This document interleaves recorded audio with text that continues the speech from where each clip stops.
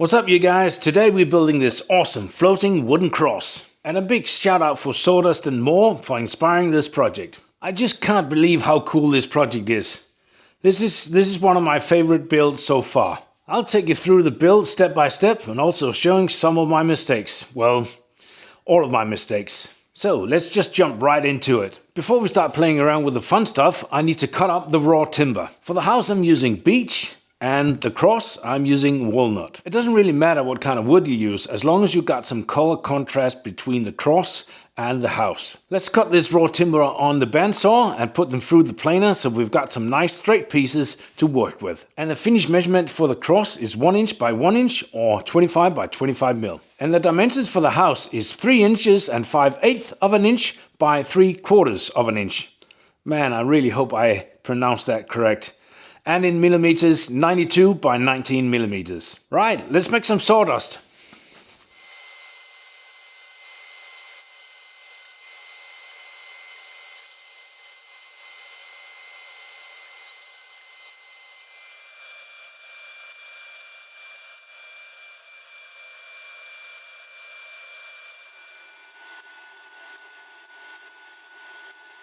I want to do the 45-degree cut now, while the pieces are long and fairly easy to handle. Now you can use the circular saw for this, but my experience is that it's a bit more rough cut and there's a lot more sanding involved when you use the circular saw. So I'll use one of my routers with a 45-degree bit in it for a cleaner cut and less sanding.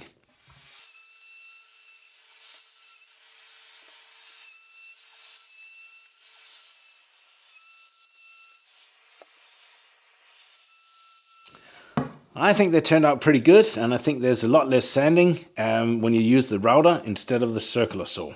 Everything from now on you can do on your drop saw or your circular saw. So let's start with the easy one first, the cross. We'll do a fairly simple joint where we remove half of the material on each piece. Let me show you.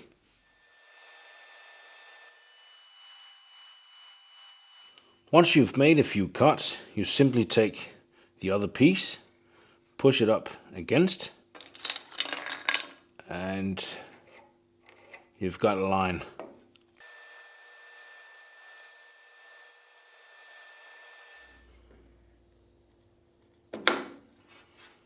Perfect. And we'll need to do that on the smaller piece as well.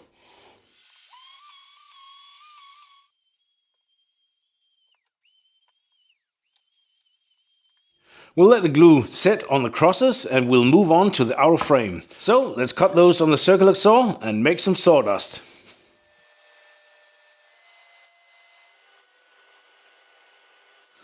All my different pieces have been cut and I'll just do a dry fit before the gluing process starts.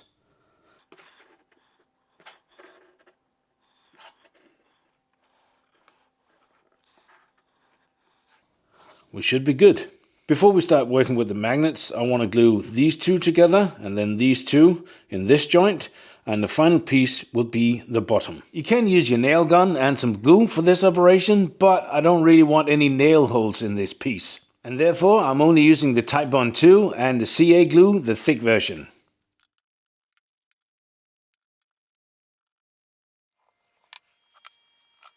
Before the next glue up, we'll just take this small squeeze out with a sharp chisel.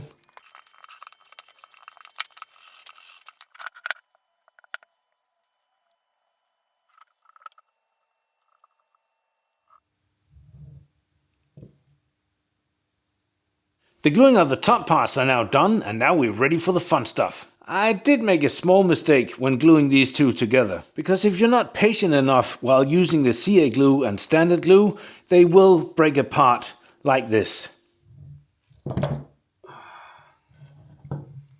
But let's start with a cross. We'll do a 12mm hole in the top and 12mm in the bottom. Top for the magnet, bottom for the eyelet, and 12mm is about 1/2 inch, yeah?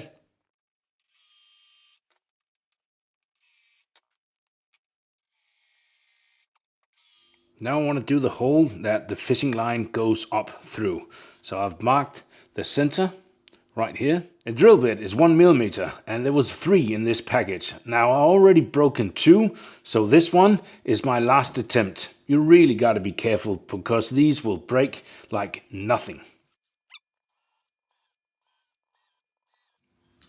On the back side, to hold the line, I'll put a very small screw in.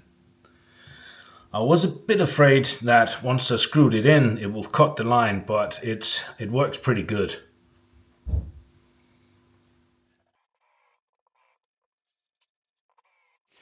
I've cut this piece 25 by 25 mil with a 30-degree angle at the top, so it fits perfectly like this. Cut a small piece off, and this will fit perfectly down here, and I will glue that on, and then I can drill the hole to insert the magnet.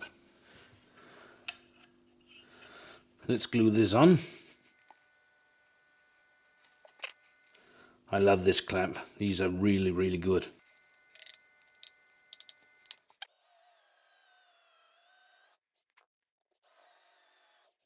Looks pretty good. I'll use some CA glue to glue it to the wood.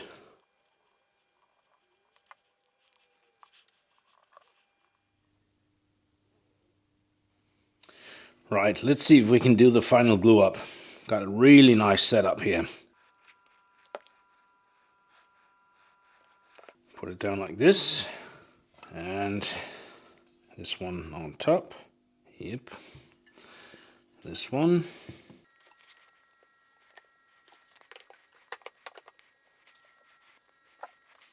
I really hope this works. Well, there's glue coming out, so I've done a quick sand off camera, and now it's time for the oil before we mount the cross.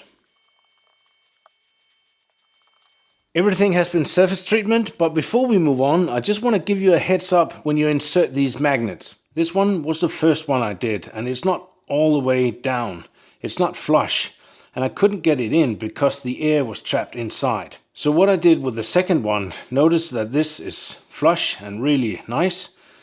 Well, I took a small knife and cut some small lines inside here, and once I put the magnet in, the air could get out and I could push the magnet all the way inside. So a little pro tip for you there. And while we're at it, I might as well share my second mistake. And you can probably guess what it is when we're working with magnets. Yes, you're right, I turned the magnets the wrong way. Yeah, this is not going to work. So please do pay attention when you insert your magnets. It's not a total waste. I do have a third one on the way, and magnets have two sides, as I'm painfully aware of. I just need to insert the magnets the right way this time. But anyway, enough about my mistakes. Let's move on.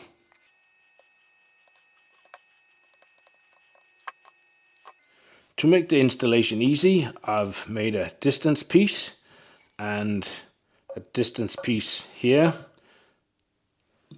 I can put the cross down, and I just need to get the fishing rod through the tiny hole onto the other side, but I'll do that off camera because I've tried 7 or 8 times. So this should be the length. I'll take my screw and screw it in. Here we go. Should be able to remove that.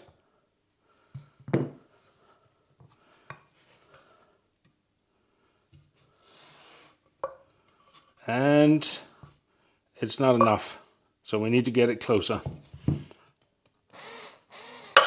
Oi! And this is my third attempt.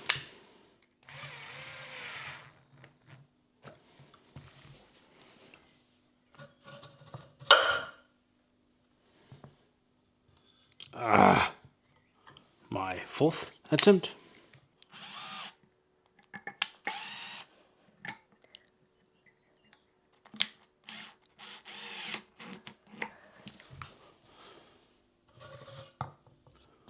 Ooh.